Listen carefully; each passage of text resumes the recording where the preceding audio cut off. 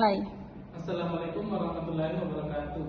Di sini saya akan mempresentasikan materi dari kelompok 1 dengan judul Foundation of Curriculum Development. Adapun pengertian dari kurikulum. Kurikulum adalah pedoman pembelajaran yang mencakup tujuan, materi, metode, dan evaluasi.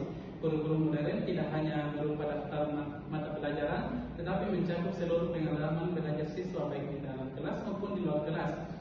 Kurikulum juga bersifat dinamis dan harus menyesuaikan perkembangan zaman serta kebutuhan peserta didik. Selanjutnya, pengembangan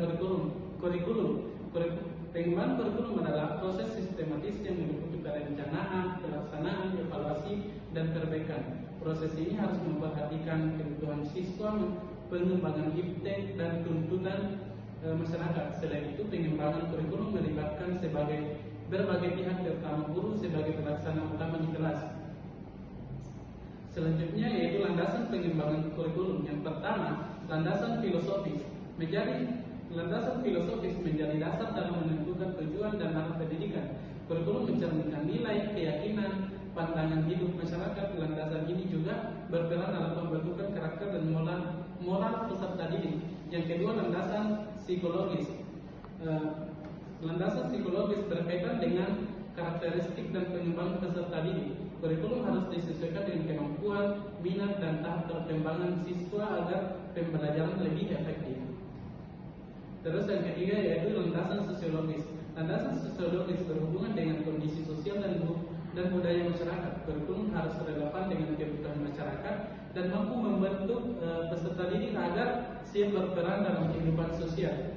Terus selanjutnya yaitu landasan ilmiah dan teknologis. Landasan ini mengacu pada pengembangan ilmu pengetahuan dan teknologi. Kurikulum harus selalu diperbarui dan mengintegrasikan teknologi agar tetap relevan di era modern ini. Terus adapun prinsip pengembangan kurikulum. Yang pertama, relevansi sesuai dengan kebutuhan siswa dan masyarakat. Yang kedua, fleksibilitas dapat disesuaikan dengan kondisi dan situasi. Yang ketiga, kontinuitas atau berkesinambungan antar jenjang pendidikan. Terus yang keempat, efisiensi, mengoptimalkan waktu, tenaga, dan biaya. Terus yang terakhir, efektivitas, mampu mencapai tujuan pembelajaran secara maksimal. Selanjutnya yaitu komponen pengembangan kurikulum. Yang pertama, tujuan, arah, dan kompetensi yang ingin dicapai. Terus yang kedua, materi, isi pembelajaran yang disusun dengan sistematis. Terus metode, cara penyampaian materi. Terus evaluasi penilaian untuk mengukur keberhasilan belajar.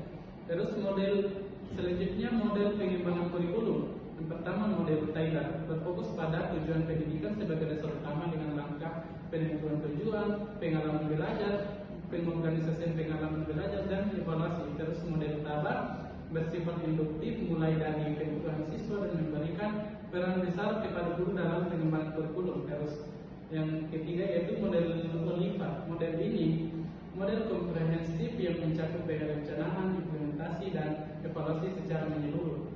Sebagai kesimpulan, kurikulum merupakan pedoman penting dalam sistem pendidikan yang mencakup tujuan, materi, metode, dan evaluasi pembelajaran. Pengembangannya harus dilakukan secara sistematis dengan berlandaskan aspek filosofis, psikologis, sosiologis, serta pengembangan ilmu pengetahuan dan teknologi. Keberhasilan kurikulum sangat ditentukan oleh penerapan prinsip-prinsip yang tepat serta keterpaduan komponen dan model pengembangan yang digunakan. Selain itu, kurikulum harus bersifat dinamis dan adaptif agar tetap relevan dengan kebutuhan peserta didik dan perkembangan zaman, serta mampu membentuk keterampilan dan kemampuan berpikir peserta didik dalam menghadapi tantangan